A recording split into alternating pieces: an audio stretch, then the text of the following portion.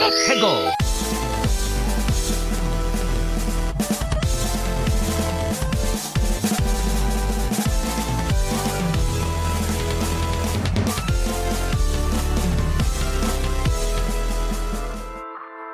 Hello and welcome to another episode of Ferret 64 with me, your host, Yemmy the Ferret. Hope everyone's doing fantastic today. We got another rip-roaring episode for you. The game announcements were not over, and as a surprise, we got a Nintendo Direct. It almost was announced like immediately after I uploaded the last episode, which it happens sometimes, but what are you gonna do?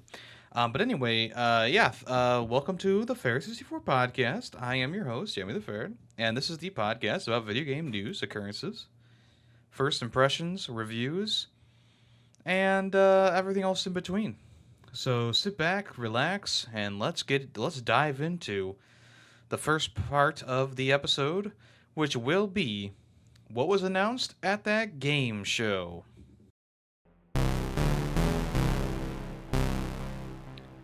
Alright, so as I mentioned before, Nintendo Direct. This aired when?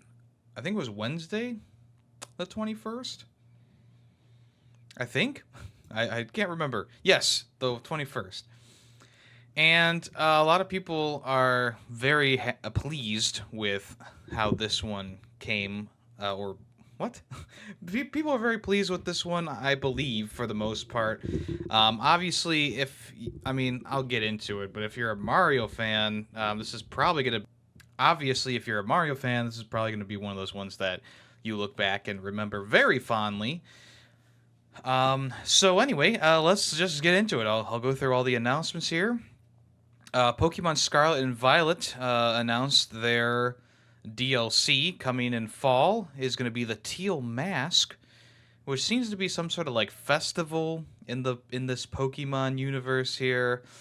It's much more like charming and laid back, I suppose, And then in winter, the Indigo Disc is going to be coming, and what they showed off here is that there's like some sort of weird biome that has all four of the different areas. So there's like a snowy area, there's a grass area, there's a mountainous and desert, and they all kind of meet in the middle. So I think this is just like a big hunting ground or something like that. I mean, not hunting ground, but you know what I mean. And they also announced that there's going to be 2 new like legendary Pokemon associated with them. Like I said, the Teal Mask is coming in fall, and the Indigo Disc is coming in winter, and you can, I think you can pre-purchase them if you so desire, but that's, that was kind of like, okay, whatever. But that was what they started off with, and then after that, they showed off a trailer for Sonic Superstars. We already knew that this was coming, of course. There's nothing really new to talk about here. Looks pretty good. As I was saying last week, if the rumors are true and that this game is going to be $60, you can kiss my ass goodbye. I'm not going to be paying $60 for a 2D Sonic game. But if it's in the $40 price range, then maybe you have my attention. Like I said, they didn't really show off anything super new here. The Emerald Powers are kind of what they're called, where you can see invisible platforms, climb up waterfalls. I guess there's like one that gives you like multiple Sonics or characters on the screen at the same time. And yeah, I mean, it looks fun. 4-player local co-op. Who knows how that's gonna work? If it's gonna be like Lego, where you get like your own screens when you go on your own paths, or if everyone needs to be on the same screen at the same time. Not really sure, but I guess we'll find out. Available in fall. Free-to-play game called Palia is coming. This is it's like a free-to-play farming game, I guess you could say. It kind of has like the same graphics as something like Fortnite, honestly. But essentially, you build your house, you build a garden, you cook things, you fish, and you can do it with other people as well. It's a ever-evolving overworld. It looks like there's also like, I mean, obviously there's like crafting and stuff in there as well, but it looks like there's also maybe some combat, not like PvP, but maybe you go out into the world and you take down various enemies to get resources. We've seen it before, honestly, but this is a free to play game, so I think more people are gonna go towards it. We already knew that this was coming, but Persona 5 Tactica is coming on the 17th of November, and this is like that chibi Persona 5 game. It's like a turn-based strategy game in the same vein as like Mario and Rabbids. And Persona 5 so much. Um, this is like the fourth or so like not crossover spin-off of Persona 5 in general. People are anxiously waiting the next game in the series, but we'll have to wait and see. Now, like I said, this we already knew about this, so this is nothing new from us. But you can pre-order the game today, and it's coming November 17th. A game called Myth Force is a first-person roguelike game that channels like Saturday morning cartoon aesthetics, and most specifically, it looks like He-Man in a way. So, essentially, you play as a few different characters who have different abilities, kind of like Gauntlet. One person's like a warrior. There's a bow. There's a magician or a mage, I guess you should call him. Healer, I think. And you just battle multiple different fun creatures. And this is coming sometime in 2023. I'm not sure if it's coming to any other platforms right now, but it was in the Nintendo Direct, so we can imagine it's at least coming to the Switch. I think it looks kind of fun. If it comes to PlayStation, I'll definitely check it out. I'm not big on playing games on my Switch that aren't first party Nintendo games, but that's just a personal preference. Splatoon 3 is having a new Splatfest for ice cream. You can choose what the best flavor is between vanilla, strawberry, and mint chocolate chip. 3 flavors that I don't think many people would say are their absolute favorite. Maybe vanilla, but where's chocolate? Like Neapolitan ice cream is vanilla, chocolate, strawberry. So strawberry makes sense in this case. Vanilla makes sense in this case. Mint chocolate chip? I'm not sure about that one, but this is mint chocolate chip is a good ice cream. It's not my favorite anymore, but you know. And honestly, French vanilla is really good, on its own. Strawberry, maybe mixed in with something else in a Neapolitan style, but not on its own. So these are 3 flavors that, like, whatever. I don't know. But yeah, you can join the Splatfest from July 14th all the way through the 16th. There you go. Detective Pikachu is coming back in the new game, Detective Pikachu Returns. This game looks relatively ugly in my opinion. The graphic style is very it's very GameCube aesthetic, which maybe might be a positive thing for people, but it seems like the Pokemon games just aren't really trying on the Switch right now, in my opinion. But that's besides the point. Detective Pikachu, he originally was on the DS and now he's coming over to the Switch. He's a very gruff, coffee-loving Pikachu, and yeah, you essentially just solve the city's mysteries with him. Yeah, I mean, look, give this game a little bit better polish on the facial animations of Pikachu, and it looks way less creepy and way more, it would look way better. But essentially, Pikachu he's got like this stale, emotionless expression, and his eyes just don't match his skin or fur or whatever you want to call it. It's a little bit off-putting at times, but I'm sure the game will be fun, and yeah, I'll wait to see how the reviews are before I decide whether I'm going to get it or not. I didn't play the original Detective Pikachu, so I don't have any comment on the gameplay or anything like that, but I know there's a good amount of people who enjoy it. One of the biggest reveals was Super Mario RPG Remastered. They're simply just calling it Super Mario RPG, though, so I'm sure that no one will ever get confused in the future. This is coming on the 17th of November as well. And essentially, this is a from the ground up remake of the game. Uh, what else can you say? If you love Super Mario RPG, I'm guessing it's going to be pretty much the same experience, just with a new coat of paint. It looks like the battle system is intact. It looks like all the characters and stuff like that look relatively like they did back in the day. Just they got that new aesthetic on them. Gino's back, Mallow's back, Peach and Bowser, the clown car, and all the adventures to be had. This was the predecessor to Paper Mario, Super Paper Mario.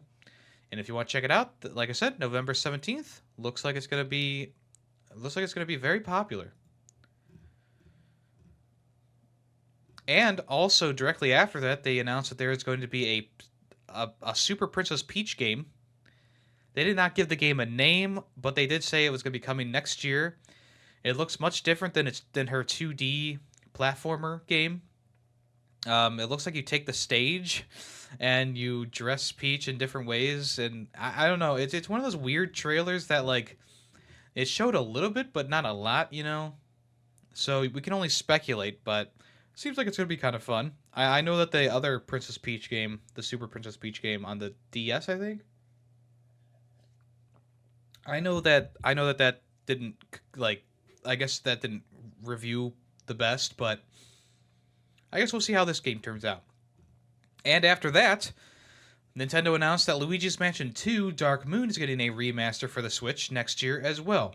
Now, why isn't the first game getting a remaster on the Switch before the second game?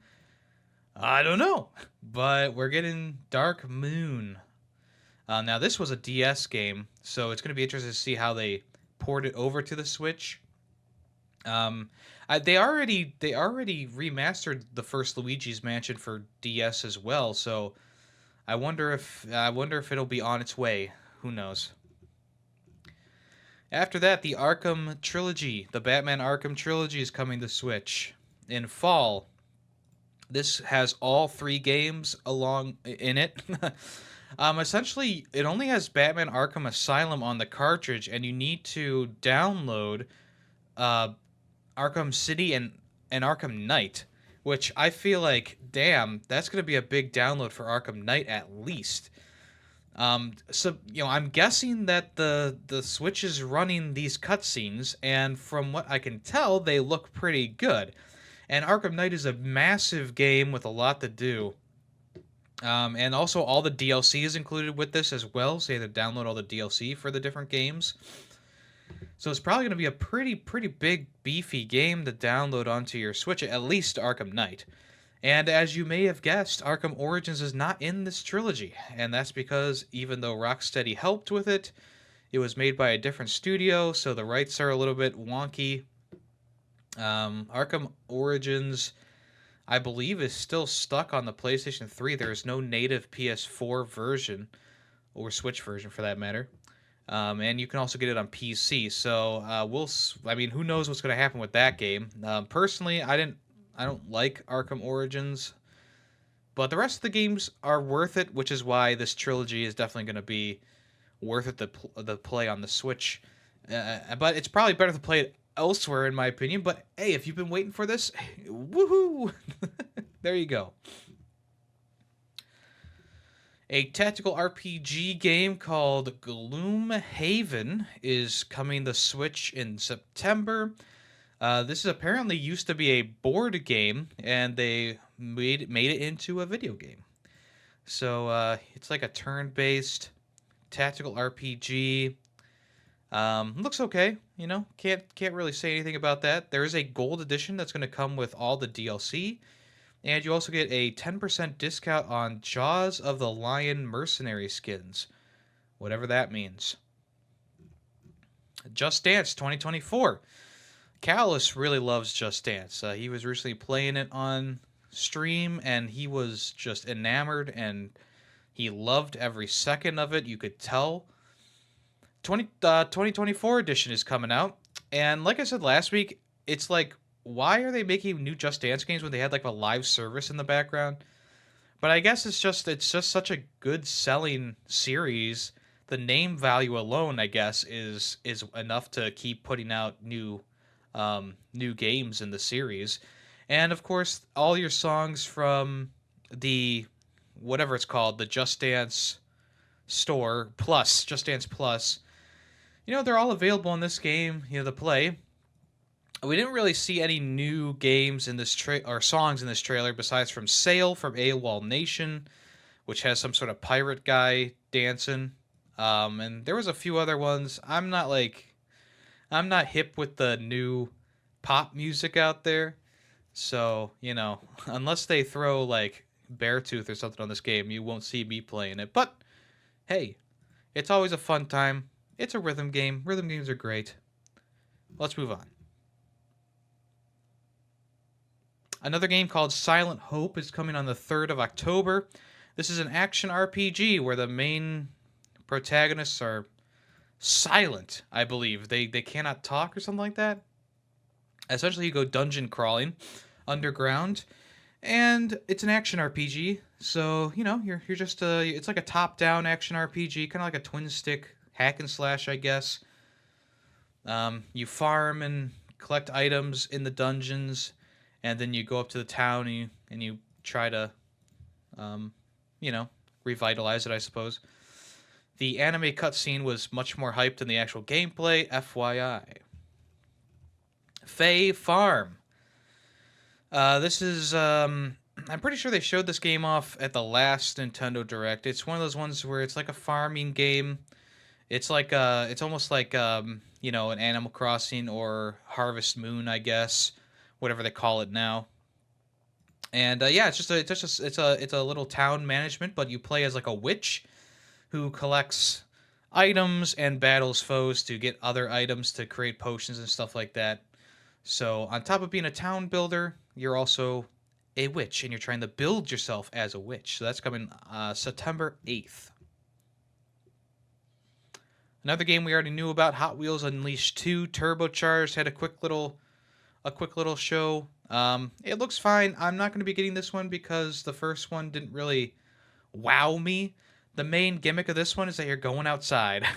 That's the main gimmick. And of course, there's more cars to choose from the Hot Wheels repertoire, And it looks like they got some new items and stuff, new track pieces and stuff to use.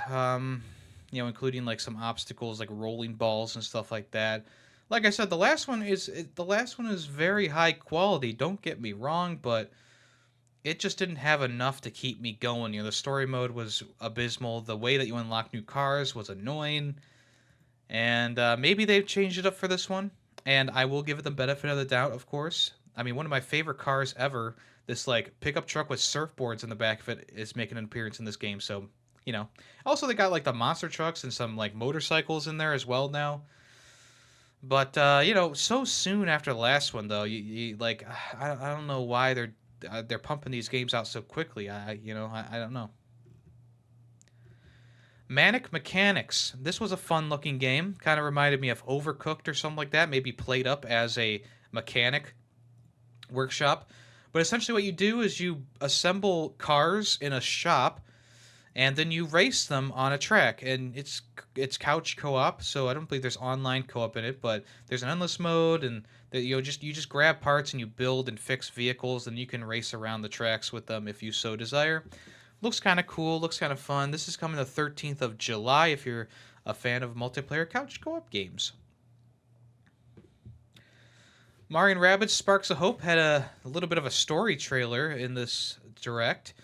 Essentially, you're going through like some sort of musical forest, and there's Rabbids who are evil, and there's good Rabbids, and they're all happy and evil. Essentially, the big reveal was that King Bomb was like in this trailer. He's like right at the end. They showed off King Bomb is going to be like a boss, so that's kind of cool. He's definitely been updated for the Rabbids world. So the Rabbids, Mario & Rabbids Sparks of Hope: The Last Spark Hunter is coming out the 21st of June, so that's already available. That was actually dropped the day of the direct. Another game, Dragon Quest Monsters: The Dark Prince. Actually looked kind of interesting. I'm not a huge Dragon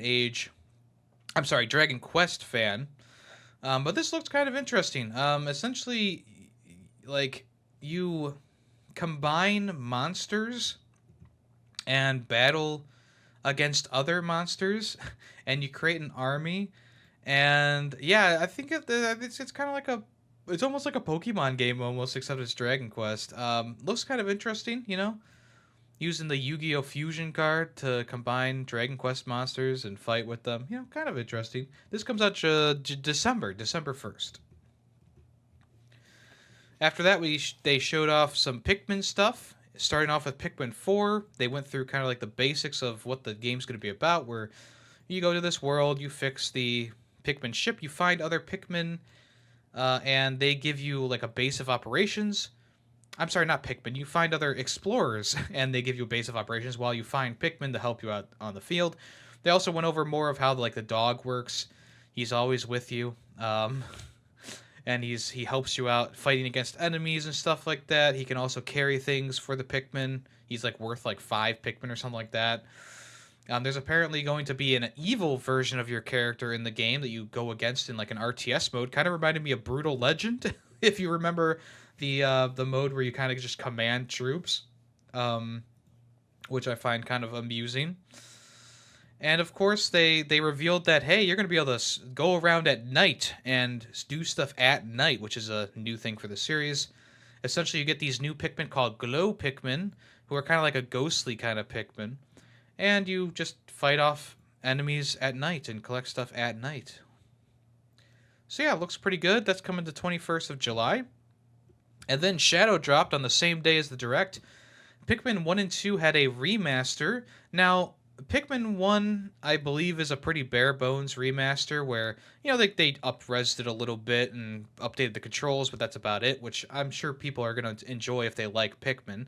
Pikmin 2 did a little bit more because there's brand stuff in there. So there's like a battery that was like Duracell. There was a 7-Up bottle cap. They had to remove those things from it. So there is a little bit more done to the remaster of Pikmin 2, but it's not gonna wow you if you are expecting like a high res Pikmin 3 type adventure. But it's still good to have these games on the console and you're able to play them, especially because with that fourth game coming out, I'm sure a lot of people are going to be first-time players, and I think they'll want to go back and see what the series was like back in the past.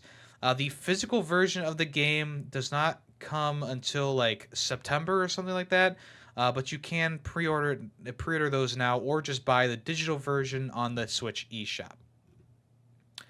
Speaking of collections, the Metal Gear Solid Master Collection is coming the 24th of October, on the same day as what? It's on the same day as whatchamacall, something else. It's smack dab in the middle of like a bunch of big releases, so I'm probably not going to be getting this right away, even though this is a really good collection. Not only does it have the first Metal Gear Solid game, Metal Gear Solid 2 and 3, but it also comes with the NES games and one of the comics as well. A bunch of lore as well comes with this game. So you get the SNES Metal Gear Solid. What's it called? Let me look a little bit deeper into this. Hold on. So you get Metal Gear 2, and the NES versions of Metal Gear and Snake's Revenge along with it.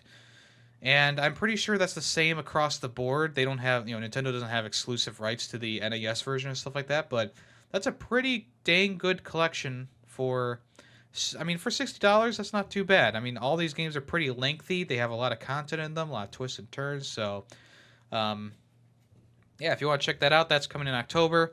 There is already collections on the Xbox and PS3. You just got to search them out, essentially. Vampire Survivors is finally coming over to the Switch, and it's going to launch with Couch Co-op. So the Couch Co-op update is going to be launching with the Switch version.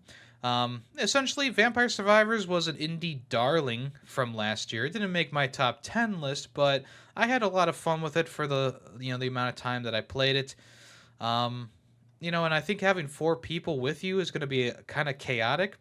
Hopefully they scale things to that, but you never know. Maybe they won't scale it, and you could just become a squad of killers. But yeah, that comes August 17th if you're interested in picking up that on the Switch. After that, Headbangers Rhythm Royale. This is coming the 31st of October. And yes, we did see a trailer for it during one of the Summer Games Fest events, but we did not know exactly what the game was going to be or what it looked like.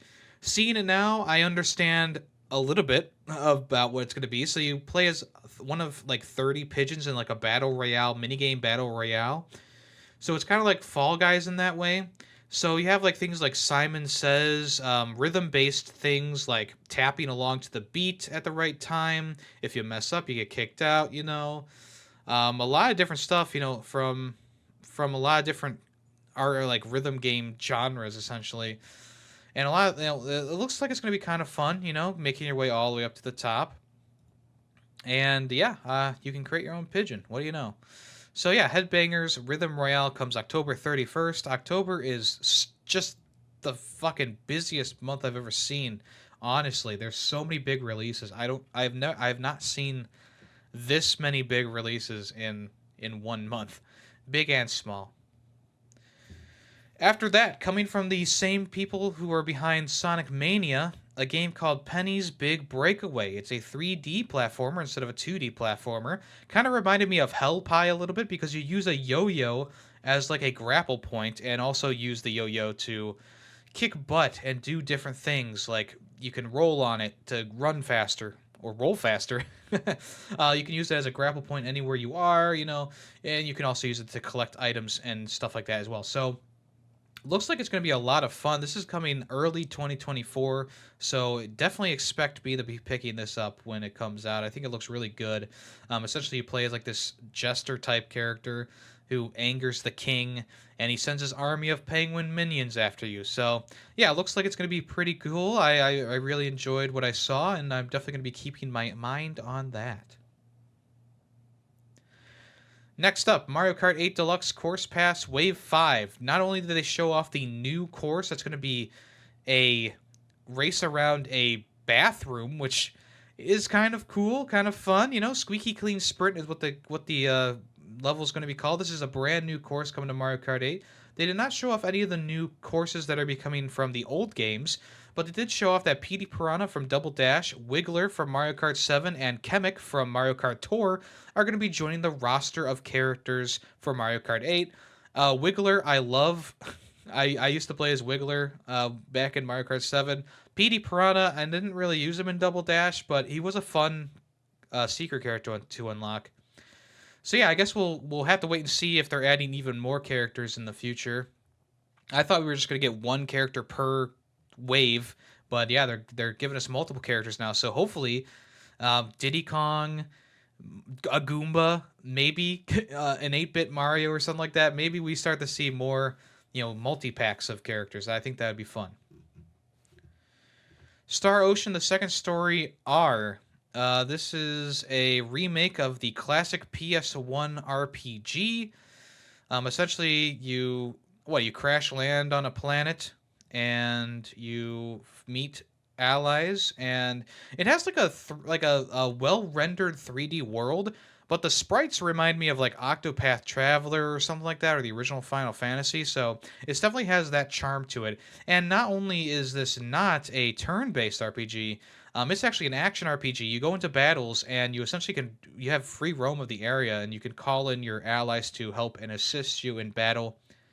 If you're interested in that, the 2nd of November 2023, it's an anime game. After that, the biggest reveal of the show, folks. WarioWare Move It. I know, I kid. But this was very exciting for me. This is a successor to WarioWare Smooth Moves. And I know what you're saying. Didn't we just get a WarioWare game? Yes. Was it kind of mid? Yes. But this is a true to form WarioWare game at its core once again. The other game was just like, it was almost like a sequel to the Game Boy WarioWare mini macro mini game, whatever it was called. But this is essentially exactly what I wanted in a WarioWare game, where it's motion controlled. You use different stances to do different mini games. You can play co-op with another person and battle against them or help them out. You co-op stuff, and it just seems like it's going to be a lot of fun. Okay, and I know there's some people out there who are like, "Oh, why do we need so many WarioWare games?" Because I love WarioWare games. Okay, and even the worst WarioWare games are still fun to play at for a couple of hours. And I played Smooth Moves so much back when I was a kid, and I wanted to play it for my birthday, but someone was borrowing it and didn't give it back in time. So next year we'll probably play Smooth Moves, but maybe we'll play Move It. I don't know. But yeah, it looks like you get different stances and you do different mini games based on those stances, and that's what I really loved about Smooth Moves is it got faster and faster as you kept going. And Move It looks like it's going to be relatively the same. Now, I'm not a huge fan of the Joy Cons, so hopefully, that works out fine. I feel like the Wii remote were much more consistent in their motion controls, in my opinion, but that's just me. um, and yeah, I'm very excited for this. WarioWare fans are eating good, but I do agree that I think it's time that we get a Wario 2D platformer or something like that. I do think it's time that we get a game that's not just a. I mean, I would love a Wario game that's not just WarioWare 2. Don't get me wrong. So, I would like to see a return of like a 2D Wario, maybe even a remaster of Wario Land and then a sequel to it. I think that would be great. But as of right now, we're still eating good with Wario games, but they've been the same gimmick every single time, which is WarioWare instead of it being a Wario game. You know what I'm saying? So yeah, that comes out on the 3rd of November. After that, they showed the new amiibos for Legend of Zelda Tears of the Kingdom, a Zelda and Ganondorf amiibo, exactly how you kind of expect them to be. Zelda's kind of floating and holding the Master Sword, and Ganon is just kind of looking buff, like a buff, thick Ganondorf. And then the finale.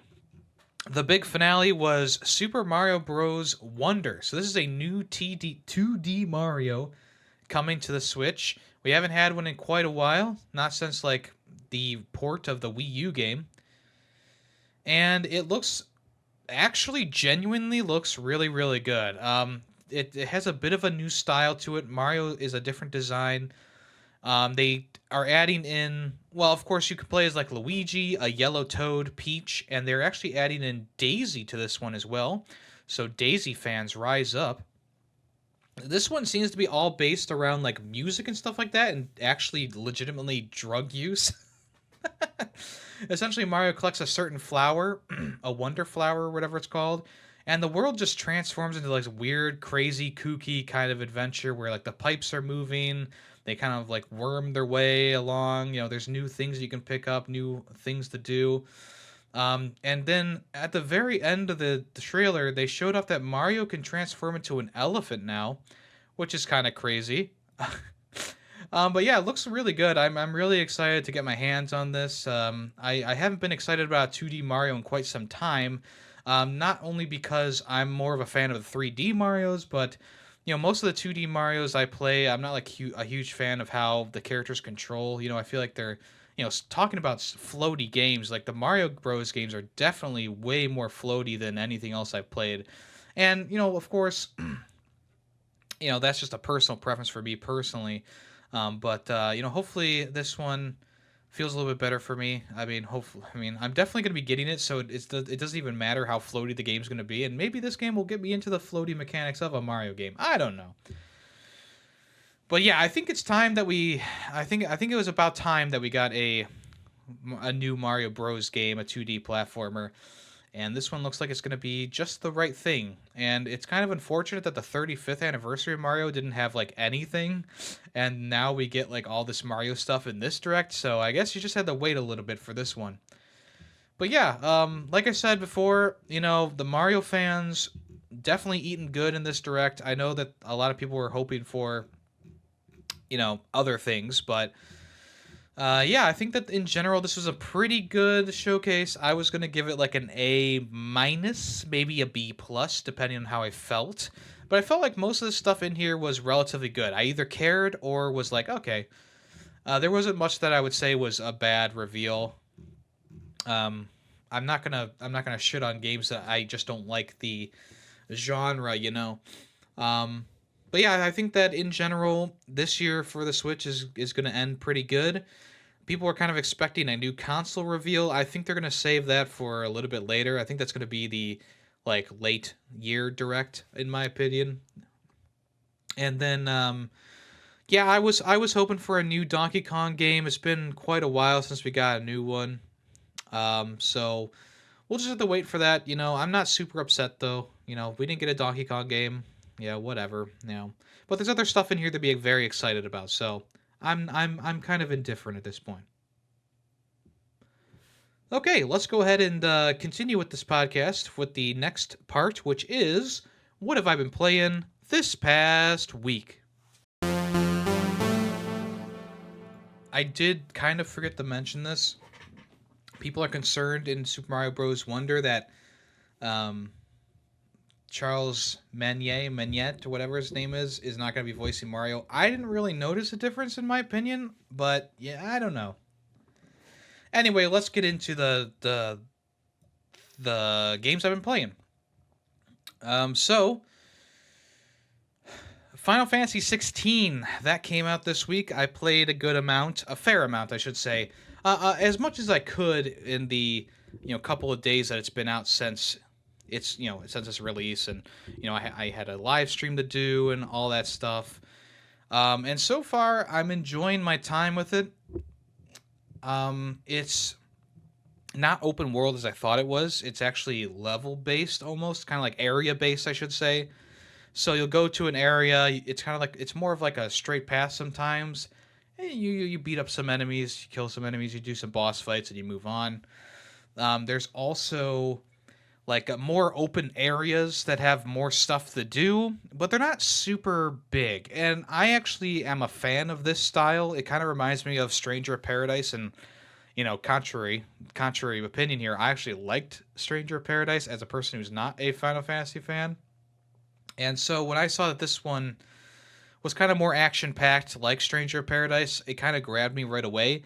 And then now playing it and realizing, oh, it's not just a big open world like Forspoken or whatever. I actually really like that. I actually do. Um, it's been like, I am invested in the story. I think the story is pretty good. I'm not gonna spoil anything, of course. I don't know how far people are in the game, but I think the game starts off in the wrong place. And what I mean by that is we start off with Clive in like his current age, and then we go back 13 years to when he was a kid. We could have just started when he was a kid, and the game would have been no different, and it would have been a better opening, honestly. But that's besides the point.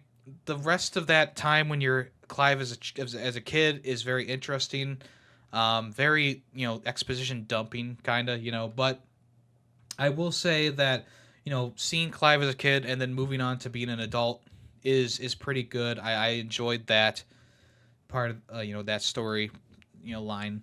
And yeah, right now, um I'm like what 5 or so hours into the game, and I would say that out of those 5 hours, I would say that there was at least, I want to say at least an hour of cutscenes so far. It's definitely a cutscene heavy game, and when you get into a cutscene, you kind of know like, okay, it's gonna be like a 5-10 minute cutscene here.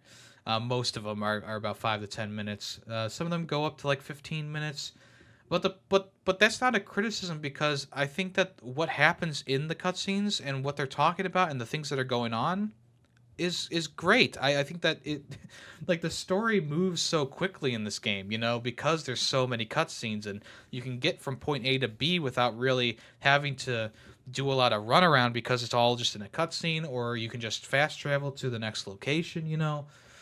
And personally, I do enjoy that. I like, yeah, when I sit down to play a game, I'm gonna stop playing the game sooner if there's a lot of cutscenes, because there's a lot of sitting and doing nothing, and I start to get bored. And that's what's happening with Final Fantasy 16 is, okay, I do a small section of gameplay where there's actually some fighting and action, and then I have to watch a cutscene. And then, the next thing is like, all right, now that we're here, we can go and find this character. So you run around the city and find this character, and then another cutscene plays, and then, there's some more exposition, some more lore, and it's all very interesting, but it doesn't make for a very entertaining playthrough for me personally.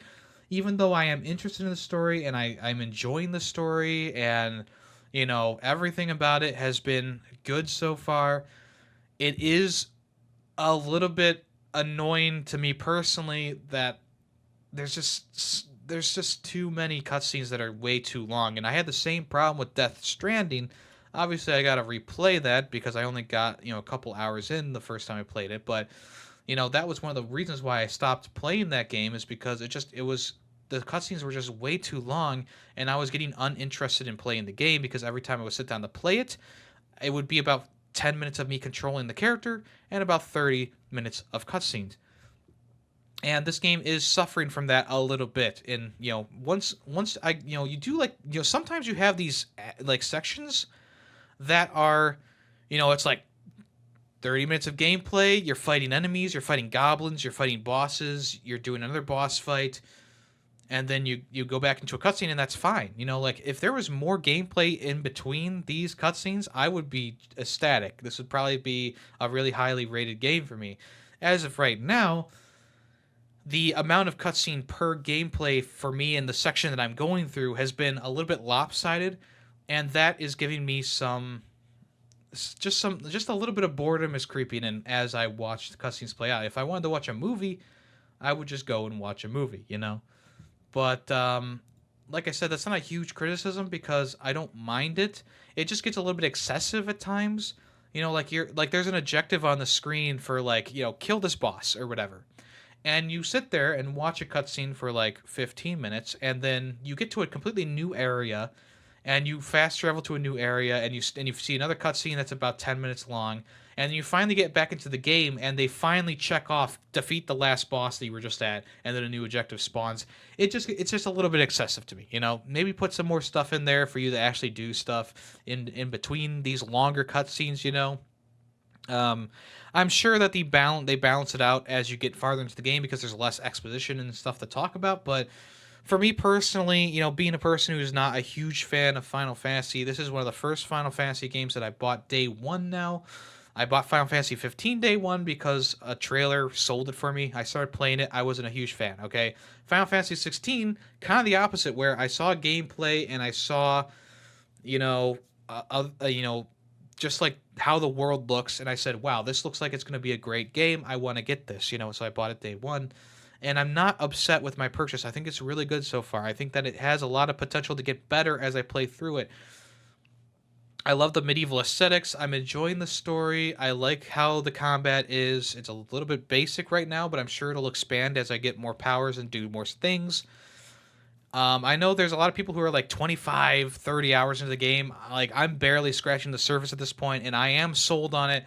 But right now, it's hard for me to sit down and just play a couple hours because out of those couple hours, I also have to watch a good chunk of cutscenes, and that's not the type of gameplay that I want or game that I want right now. I need something that's going to keep me entertained and keep me going. And, just having an interesting story and beautiful graphics isn't enough to keep me playing for hours on end because I switch over to something else after like a couple hours of playing because I'm like, I just can't watch another cutscene, And I maybe I'm exaggerating a little bit. I don't know.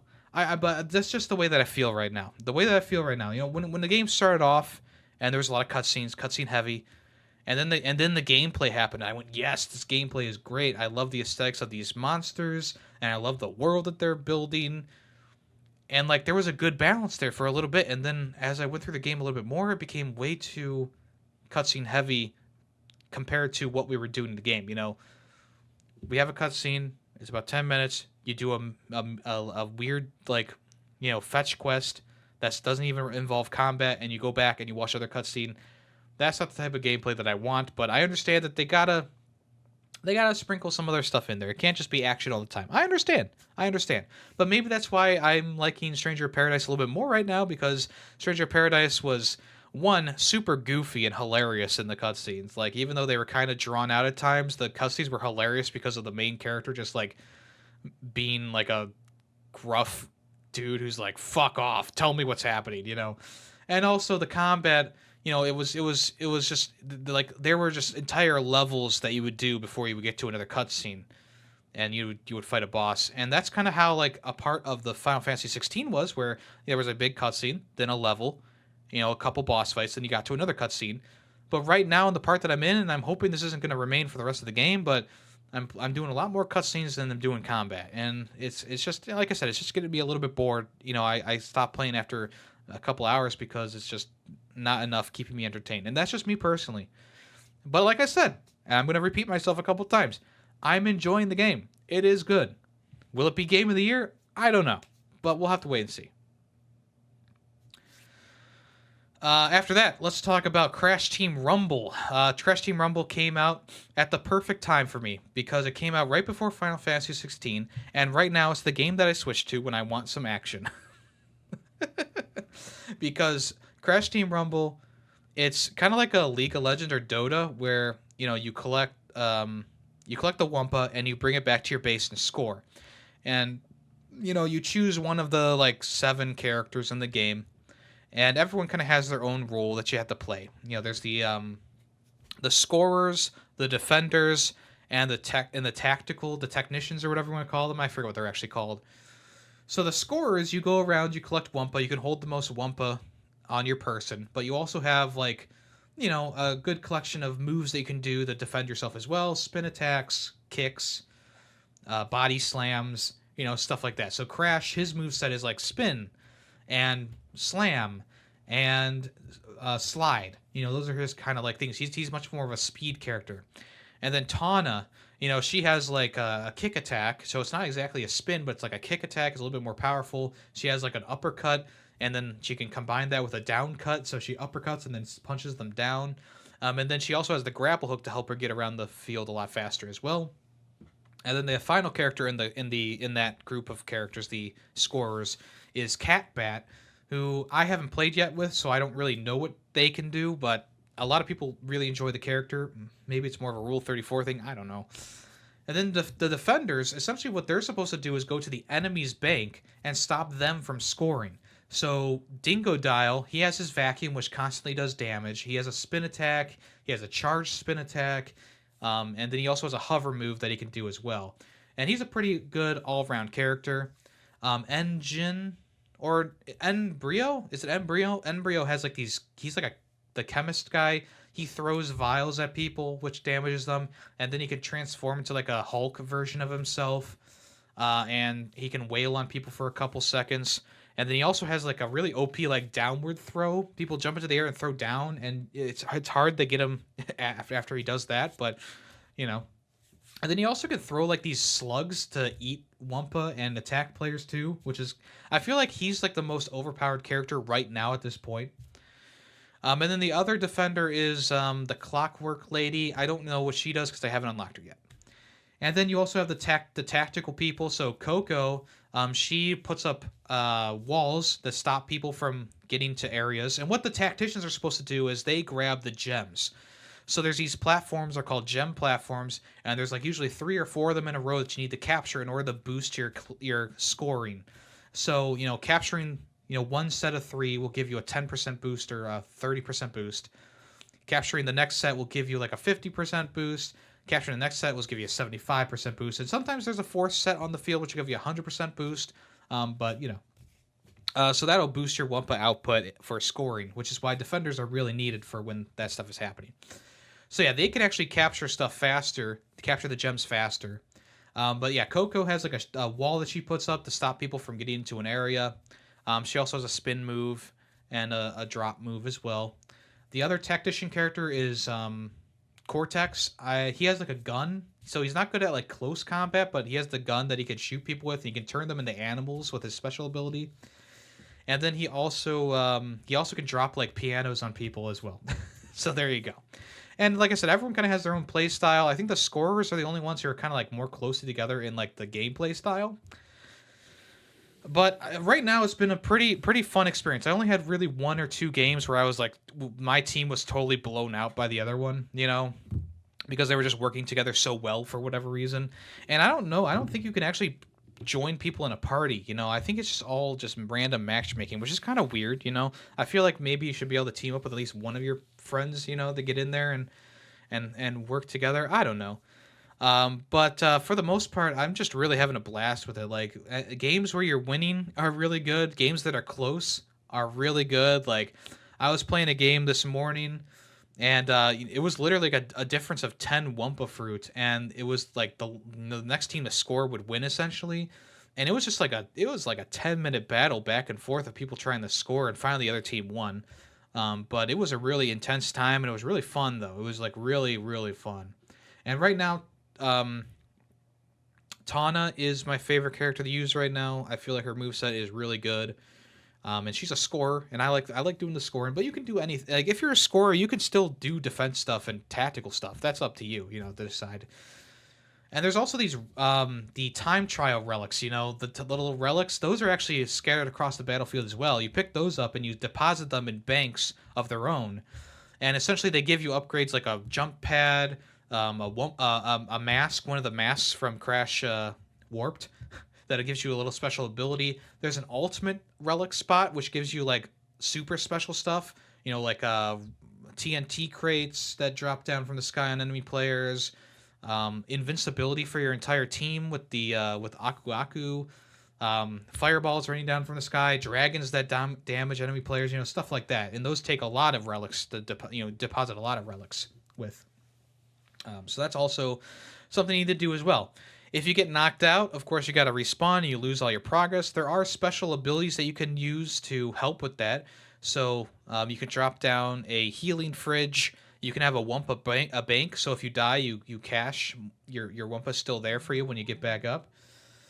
Um, Also, there's like a Venus flytrap that spits at enemies. There's like this big electric dude who damages all around him. That's the one that people use the most. And there's also like one that like steals people's abilities too. So like their abilities all have refresh rates, so you take energy from them so they can't do their special abilities. But that's like a big magnet. So yeah, so all in all, it's actually been a really fun time. I actually have been really enjoying Crash Team Rumble. Um, I just yeah I don't know I've been feeling good about it, and I was kind of leery about coming into Crash Team Rumble because it's a hero brawler, and I was just like, oh, I was just hoping for a new Crash game, that like an actual 3D or 2D platform or something like that. But I'm actually very happy with what we got. It's been really fun. I just hope the player base sticks around. That's what I that's one of those things with these kinds of games that are online only. They have battle passes to them and stuff like that. The player base has got to stick around, and if they don't stick around, then you've essentially wasted your money. Right now, the first battle pass is really has a lot of good stuff in it. It's only like $10 or something like that, so it's not even that bad. Um, and like all the stuff you get is really fun, kooky. The gameplay is good, so I'm probably not gonna be spending a lot of money on this. There's no like real microtransactions in there. It's just the battle pass. You have to buy that every time it refreshes or whatever. So that might steer people away a little bit, but you could play the game without the battle pass. And just play the game normally. It's not the battle pass stuff is all cosmetic, so it's not like they're giving you boosts and stuff like that for the characters, which is the way that I like it personally. If they're gonna do it, that's the way I like it.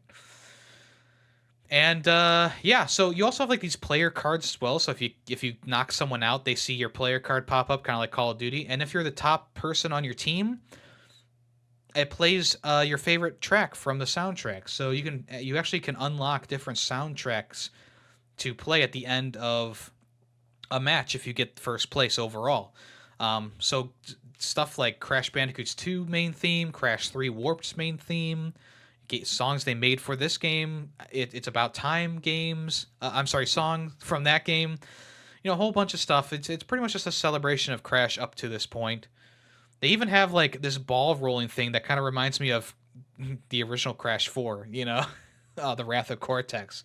Funny enough, so they're still nodding to things that fans will of the series will know, you know.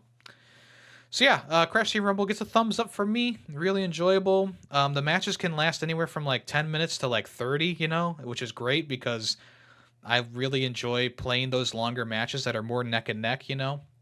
I've like I said, I've had some lopsided games. For the most part, it's just been a fun time, and I've been really enjoying it. So there you go. Finally, for new games that I've been playing this week, The Bookwalker. This was shown off at the Summer Games Fest, and I had no clue what this game was going to be. The trailer was great, and you know it looked really cool from the cinematic trailer, but we had no clue what this game was going to be until it actually launched. And maybe I didn't do enough research, but it came to Xbox Game Pass, so I didn't have to spend more money on it. But it is a bit different than I was expecting. It's essentially a turn-based tactical game. It's not an RPG though, because you don't get experience from each kill. You just collect items to craft things in the levels. But essentially, you play as this guy who's like apparently in this world, in this universe, people who write books. You can. There's also other people who can go into those books and steal stuff from the books, or just be in the books. You know. So essentially, what you are is a thief. So essentially, you go into a book and you steal stuff out of the book. So one of the first things that you get is like the potion of life or whatever. Essentially, you steal that from an alchemist. And so the first part of the game, like in your little hub area, it's first person, and it's just like a little hub area. You can interact with a couple things, you know.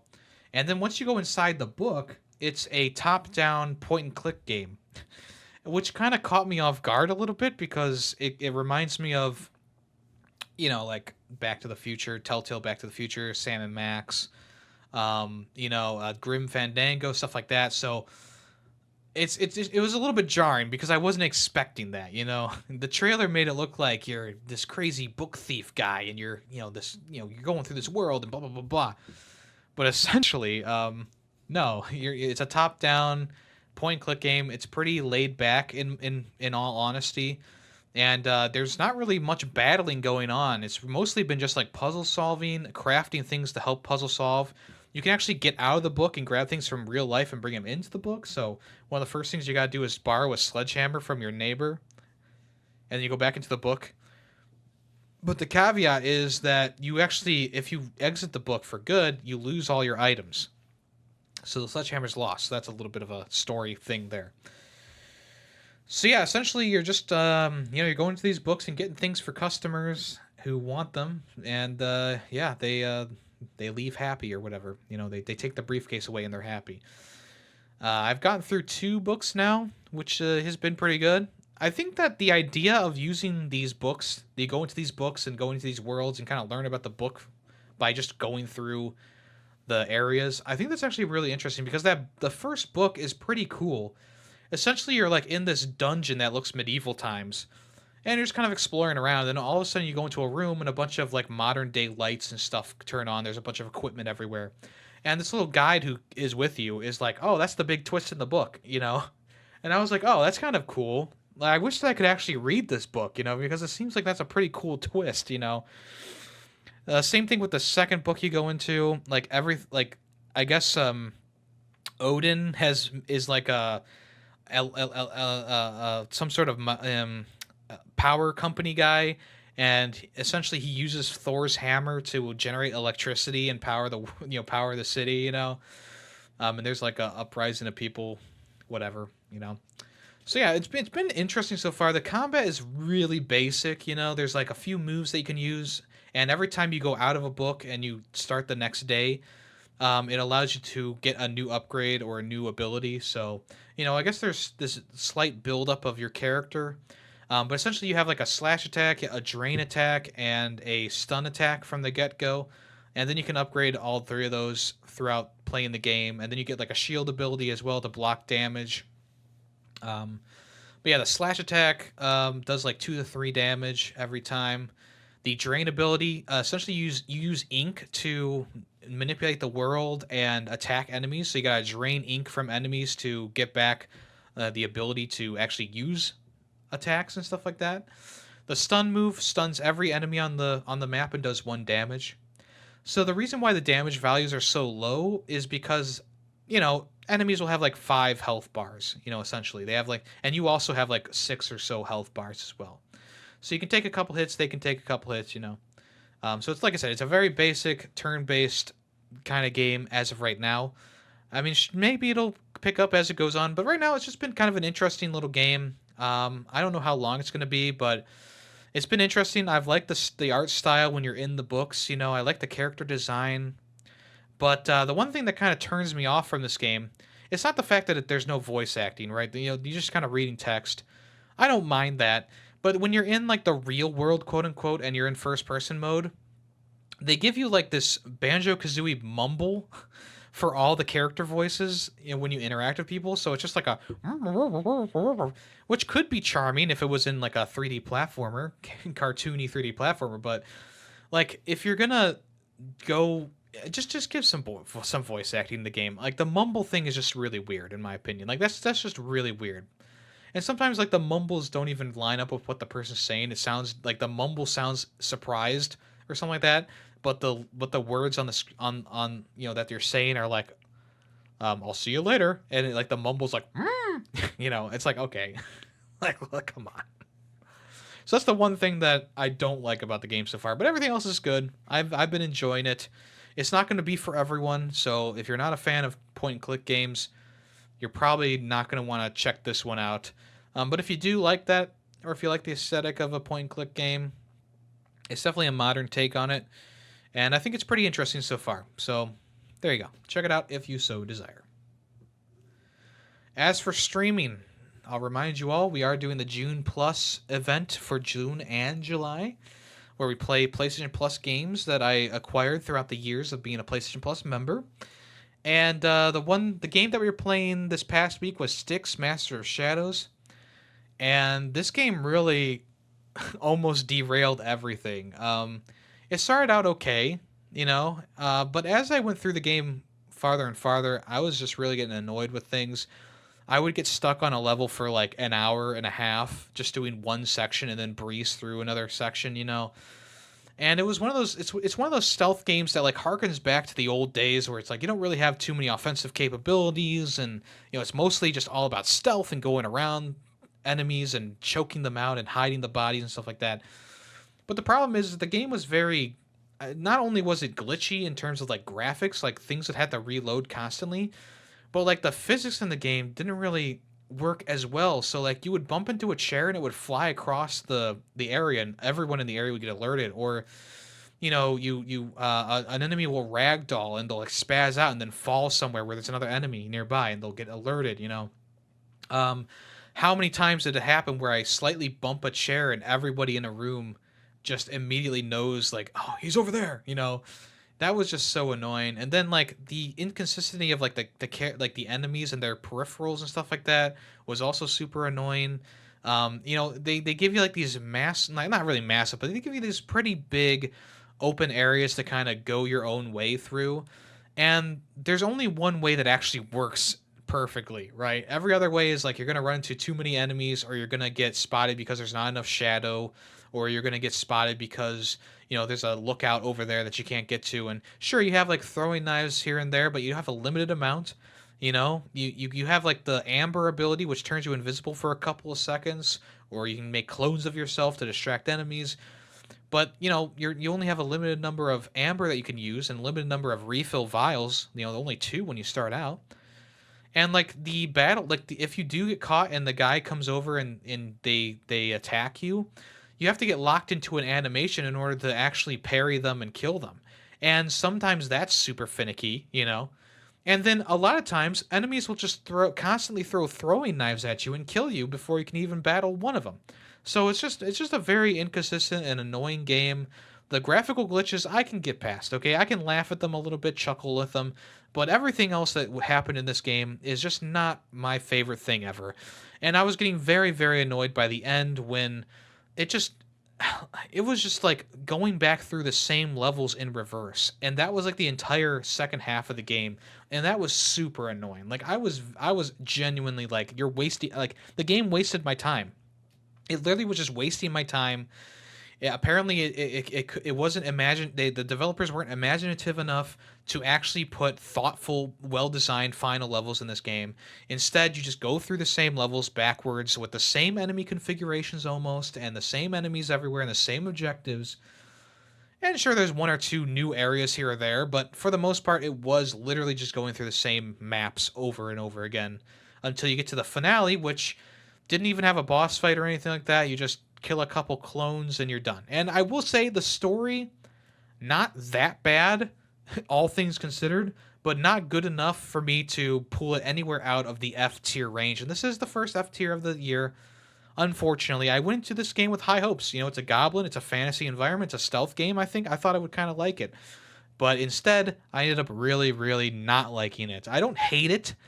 There was something keeping me going, whether it be the aesthetic or just the characters and the world in general. I don't know. But we did end up finishing it, so at least I can have it under my belt. There is a sequel to this game. I don't think I'll be playing it anytime soon. After that, we played Counter Spy, and that only took a single stream on the weekend. Or actually, it was a weekday stream, I think. It was like a 2 hour or so game. It wasn't that long. Counter Spy is a Sony published game made by a smaller studio, and it's one of those games that like came out at the wrong time. It's got a lot of missed potential in here. If this game came out during the roguelite craze, I think that it would have been a much better experience because you play as this you play the spy in a 2D plane, and you can go 3D if you hide behind cover and shoot enemies and stuff like that.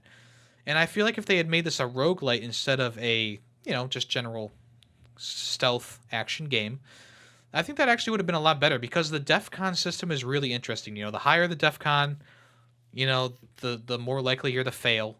So if it goes to DEFCON 1, the enemy will launch the nukes and it'll be all over. But you just get respawned at the start of that mission. If it was a roguelite, they would set you back all the way back to the beginning of the game.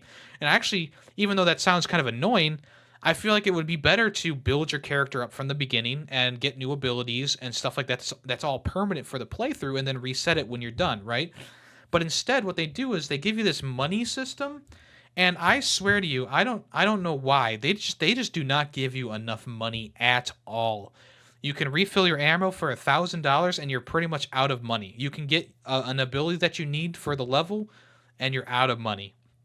I was really hoping that later on you would just start to get more money. There's even levels that have like, you'll get more cash in this one, and it wasn't really enough to even like warrant buying a new weapon or something like that. I only bought I bought 3 weapons in the game, and they were the ones I played with for the rest of the game. I didn't change up my style at all, and there's a little bit of inconsistencies with like one of the guns as well, this dart gun that put people into a craze and started shooting their own allies.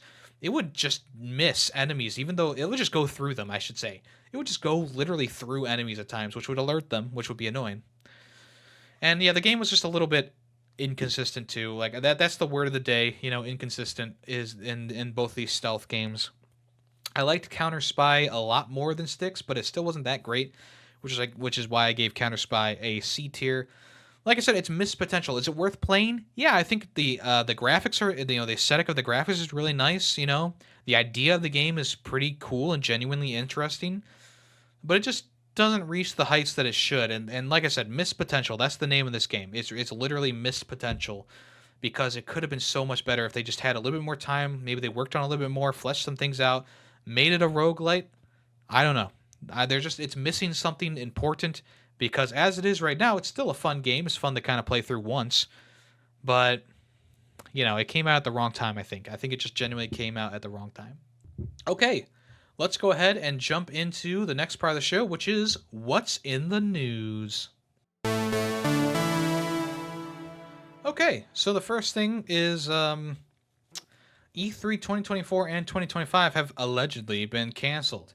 In the original part of this story, ReedPop had failed to reboot the convention at the time, and essentially the Los Angeles Tourism Department had listed E3 as canceled a couple days ago.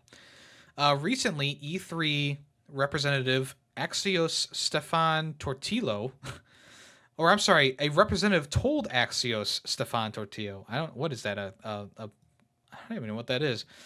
But they said that the ESA is currently in conversation with ESA members and other stakeholders about E3 2024 and beyond. So no final decision has officially been made for the event at this time. So essentially, LA, Los Angeles thinks that it's been completely, canceled for the next few years.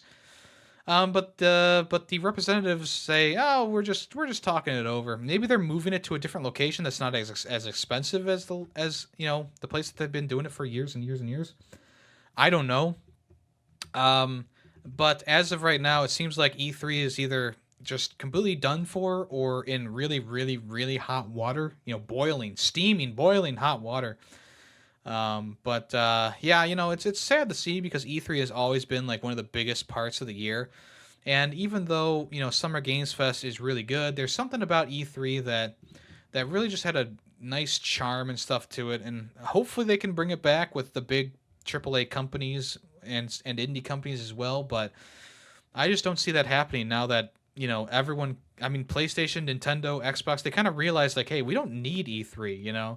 We don't need to show our stuff off at E3. We can just do our own thing, and people enjoyed even more, or at about the same. So, yeah, it seems like E3 very hot water and or canceled for good, but we'll have to wait and see. In a recent press release, Microsoft says that they have lost the console wars, and I know what you're thinking. Well, how do they know the console this generation isn't over yet?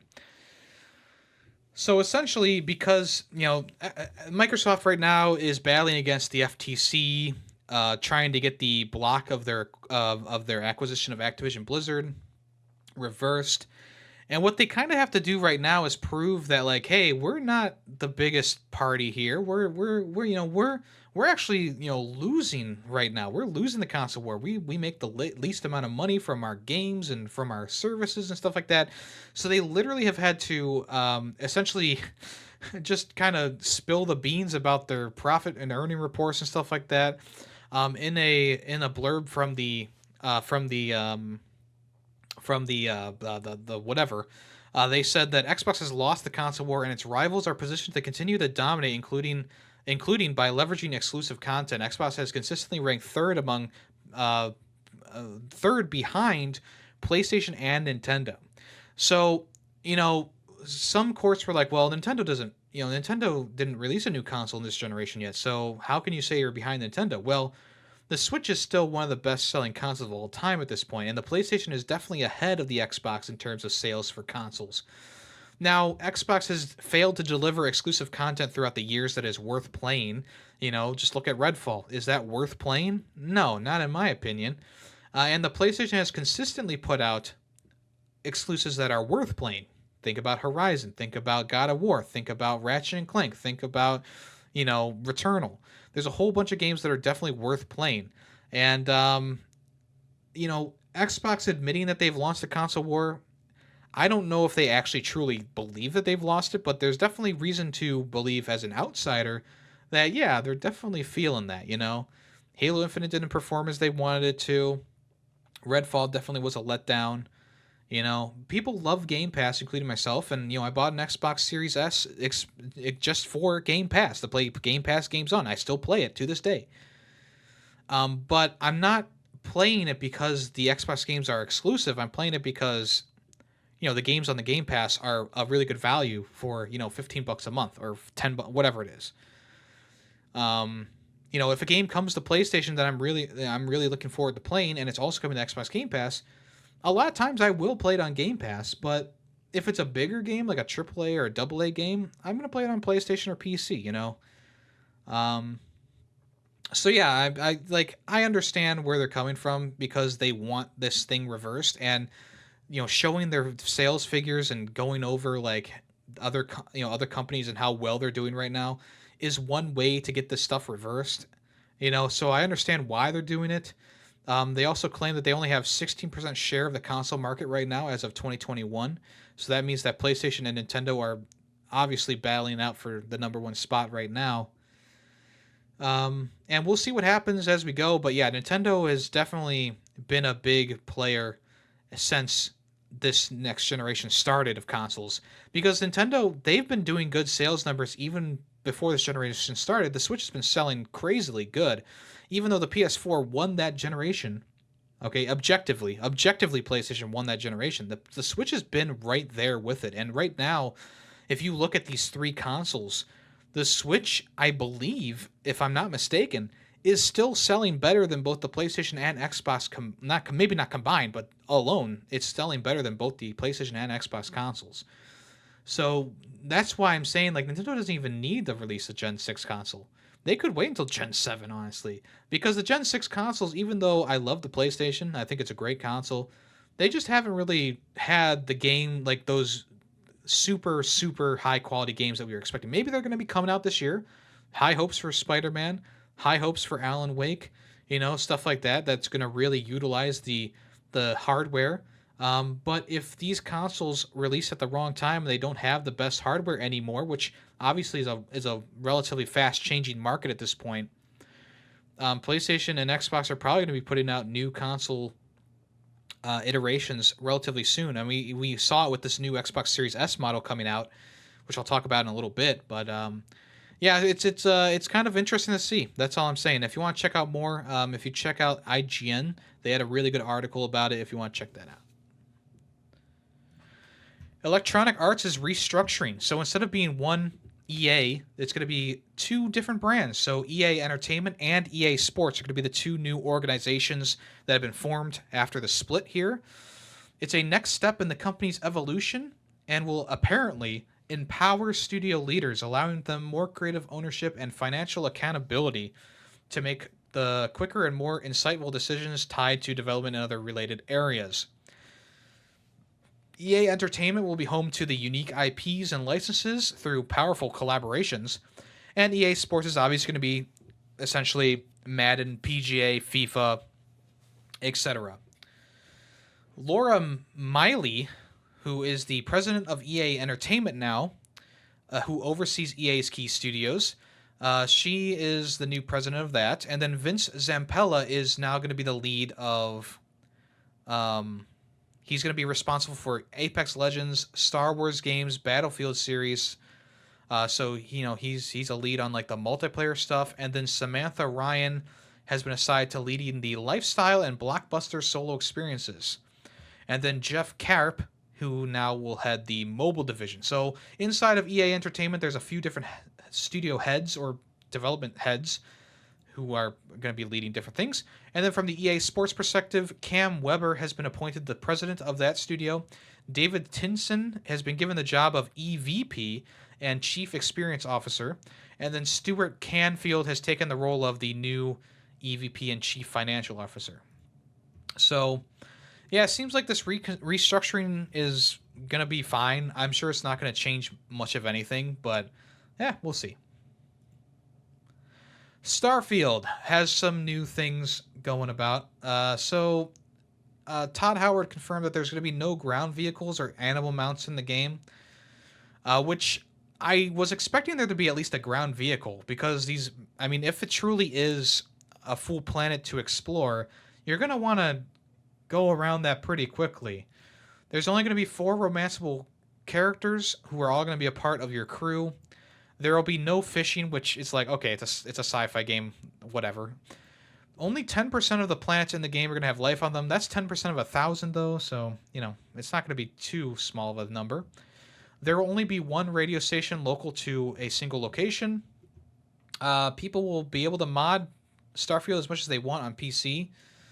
You can customize stolen ships after they've been registered. The outposts and shipbuilding systems are going to be very deep and complex, but they're intended for later in the game. And then you can earn money by surveying planets and systems.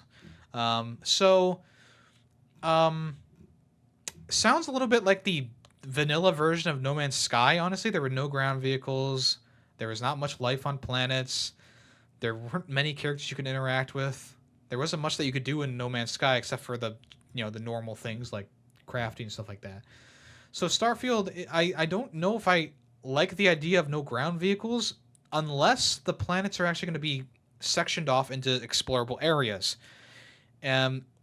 So if that's the case, then it's like, okay, fine. No vehicles. Maybe we don't need them for for the areas on the planets. But if it is an entire planet that you can explore, which it seems like they're claiming, why not have a ground vehicle? I understand you can use the ship to blast off and go around the planet to somewhere else, but most people are going to want to walk and ride on these planets, you know?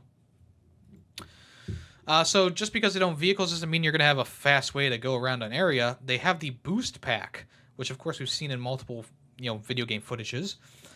This is almost like a vehicle. Essentially, it's like a jetpack almost, where you can fly around for a little bit of time. And of course, there are skills for the boost pack, so you can upgrade it. Yeah, I don't know if that's going to be enough, but maybe it will. Maybe it will be. I don't know. We'll see. We'll have to wait and see. Obviously, there's a lot of questions behind this, and a lot of them were answered at the Starfield Direct, but we still got some more questions that I would definitely want answers to before the game comes out. Like, are they actually planets that you can, planet-sized areas you can explore, or are they just portions of planets that you can explore,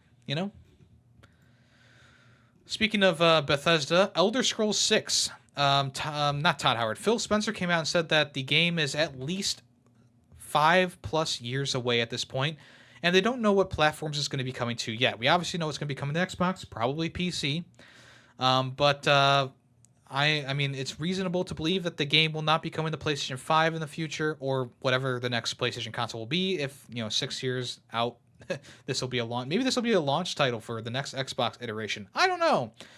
So Phil Spencer said, with Elder Scrolls 6 is hard this far out. It's hard to understand what platforms will even be at this point. It's the same team that's finishing Starfield, which comes out in September. So we're talking about a game that's about 5+ years away. So yeah, the people who are supposed to be working on Elder Scrolls 6 are helping out with the Starfield release, which, whatever. And then another Bethesda thing, Indiana Jones the game, whatever that game's going to be called, it's going to be an Xbox exclusive. And actually they pointed out that this was a reason why they bought Bethesda, was to take away the big IPs from other studios to help with Xbox's, growing in the console business. So yeah, there you go. The FTC is claiming that Microsoft could repeat the same patterns with Activision Blizzard's games, essentially locking the company's titles to Xbox, PC, and Game Pass subscription services if the deal is passed. But Xbox, aka Microsoft, has said, like, hey, we're not planning on taking away Call of Duty from other platforms, etc., which, we'll see what they do. And we'll see if this ever goes through. More Microsoft news. The Xbox Series S 1 terabyte console version was shown off during the Xbox showcase. I forgot to talk about it because it wasn't in the article that I was reading for some reason. But this came about because of consistent feedback that people wanted more storage on their Xbox Series S's.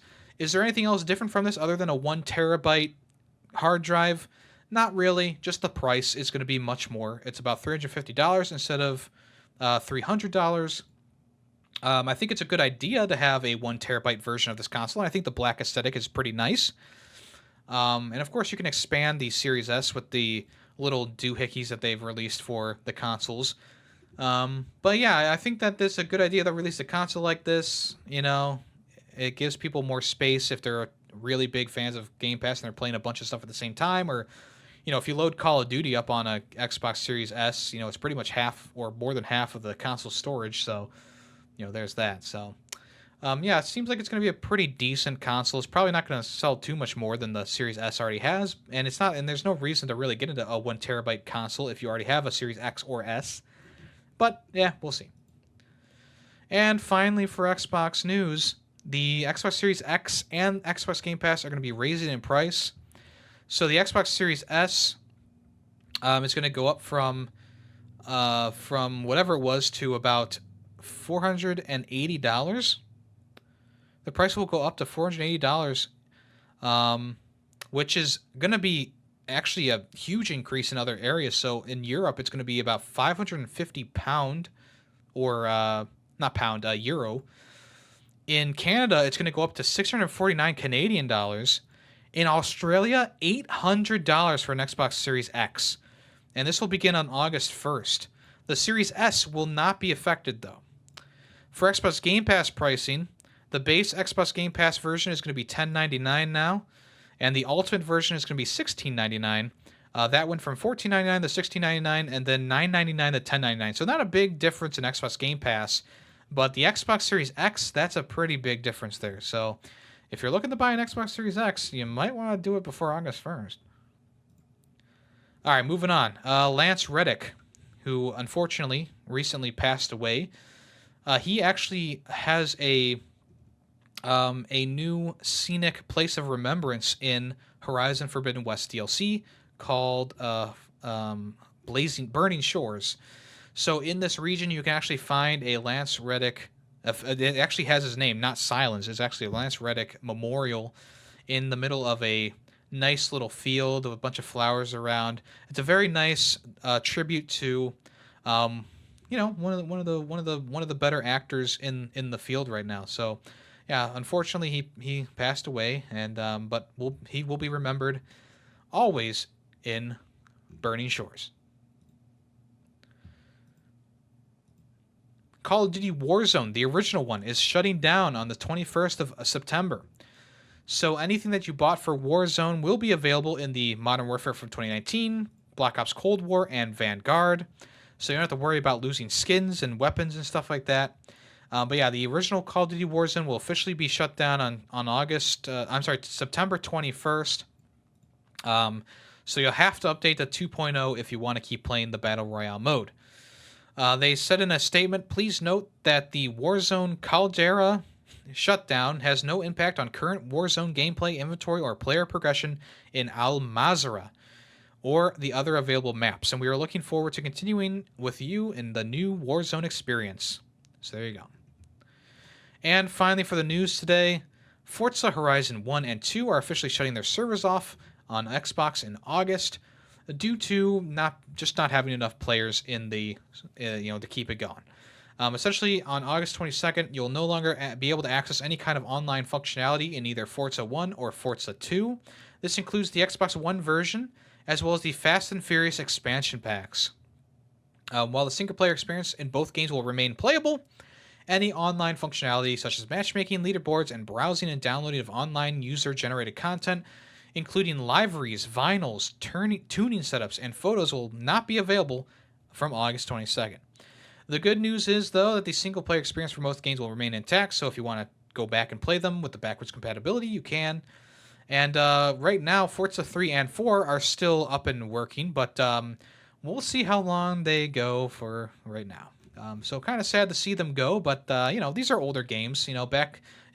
Forza 1 launched on, the Xbox One or something like that as a competitor to... was that 360, maybe? 360 was the original Forza? As a competitor to the Gran Turismo, so... it's been quite a while indeed. So yeah, they had a long run though. Well, we'll give them that. All right, let's go ahead and move on to what's coming soon. Okay, the Callisto Protocol is getting some new story DLC. Raise your hand if you care. So yeah, this is going to be the final addition to the Callisto Protocol. The story mode has a cliffhanger at the end of it, and everyone was kind of guessing like, oh, we're gonna get another game eventually, but no, it looks like it's just gonna be expanded in a DLC content that's gonna be coming out. This will launch on June 27th, so that's pretty soon. It actually launches 48 hours early on PlayStation for whatever reason, so on June 29th, all the other platforms will be able to play the DLC. This is the final chapter of the game and will tie up the loose ends lingering at the end of the main campaign. This was supposed to be a quadruple A quality game, as Krafton, the publisher, said, but it ended up being a forgettable melee experience. Maybe I'll go back and see what this DLC is all about, but don't hold your breath. It looks fine. What do you want me to say? Like, I didn't really like the main game, so I don't really have any investment in Jacob as a character. And it's not like I'm going for the trophies in the game, so it's like, why do I even care? Looks like there's some kind of like amalgamation of robotic and flesh or something like that comes after you. Who knows? But anyway, that's coming out June 27th on the PlayStation and June 29th for all other consoles.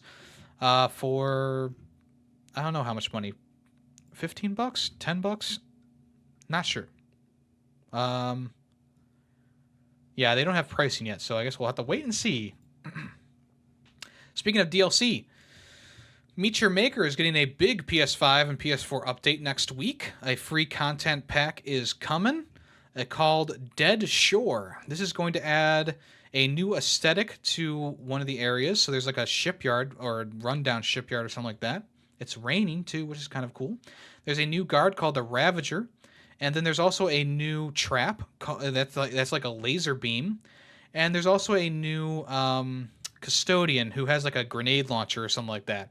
So pretty nice update, new aesthetics, new weapons, new custodian, new traps. So that's actually going to be pretty nice. The studio is also making the game Sector 1 Arsenal Pack free for everyone who owns the base game. And usually it'll cost $8, but if you get it within the next 2 weeks, it'll be free to claim. In a press release, the senior creative director Ash Panel thanked the community for its creations up until now. Since launch, player creativity has been off the charts, and we're thrilled to be now giving our community even more twisted tools to push the limits of their imagination. I enjoyed this game a lot. I gave it a 4 out of 5, I believe, at the end of the day. I thought that it was really fun. I found the base building to be really enjoyable, and going into other people's bases to be extremely enjoyable. If you haven't checked it out yet, I definitely would recommend it. The Platinum Trophy is not too bad, so if you're a trophy hunter, it just takes a little bit of grinding for about a week, you know.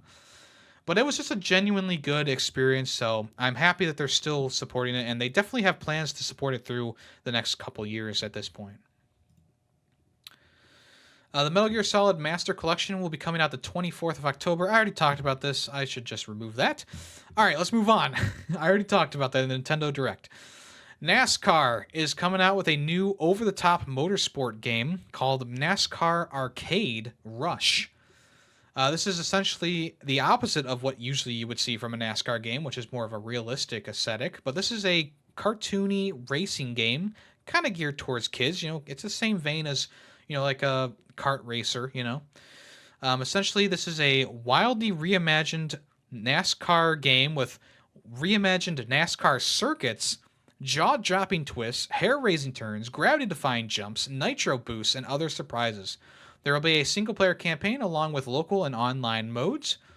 In the press release, they say experience iconic NASCAR tracks like Talladega Superspeedway, Daytona International Speedway, Darlington Raceway, Martinsville Speedway, Homestead Miami Speedway, and many more in all new ways that will thrill your imagination and deliver all new levels of playability within the vaunted NASCAR video game franchise.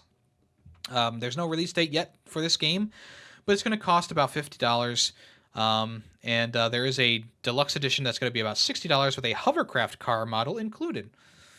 So yeah, it seems like it's going to be kind of a fun little game. Definitely a twist on the NASCAR franchise. I'll give them that. And it's not like you're just driving NASCAR cars as well. There's like a pickup truck in this one screenshot. There's like a car that looks like the villain from Cars. So yeah, that looks interesting. No release date yet though. And then finally for today, here is 6 games that are going to be leaving Xbox Game Pass on June 30th officially. So we have DJ Max Respect 5, Empire of Sin, Matchpoint Tennis Champions, Olesia, Amori, and Road 96. They are all leaving on June 30th from all platforms. So if you want to check those out, make sure you do that before the 30th of June. All right, folks, and that will do it for today's episode of Ferret 64. I do appreciate you tuning in and joining us for this lovely adventure. If you want to stick around for just a minute more, we're going to go ahead and do the Guess the Song, which is, of course, everyone's favorite ending to the podcast, where you try and tell me what the song is that I play. Give me the song name and the game it comes from. That's fine. If you want to do composer or artist, sure, go ahead. Give me some extra context. But as long as you know at least the name of the song or close to it and the game, I'm going to give you the win, give you that super reaction. Last episode's song was the main title's theme from Modern Warfare 2. Very famous indeed. So let's see what this episode's song is going to be right now.